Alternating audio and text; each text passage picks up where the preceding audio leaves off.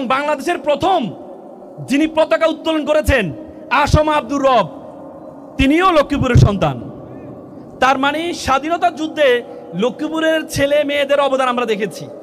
এবং এই জুলাইয়ের গণ অভ্যুত্থান, আমাদের এখানে একজন শহীদের মা আছেন, বাবা আছেন, কাউসার বিজয়, তা জীবন দিয়েছে।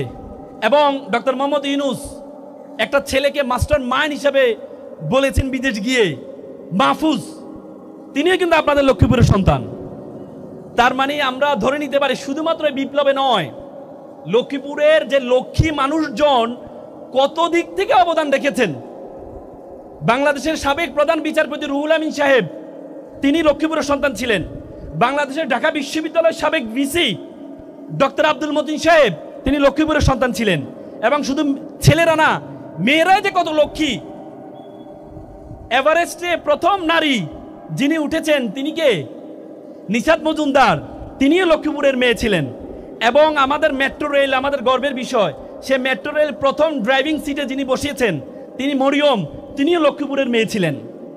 শুধুমাত্র এদিক থেকে না, শুধুমাত্র এদিক থেকে না, তোমরা যদি মাওলানার দিক থেকে তাকাও, বাংলাদেশের প্রমিনেন্ট যে স্কলারগুলো আছে, মরহুম লুৎফুর রহমান সাহেব মারা গিয়েছেন কিছুদিন আগে, তিনি একজন প্রমিনেন্ট স্কলার ছিলেন।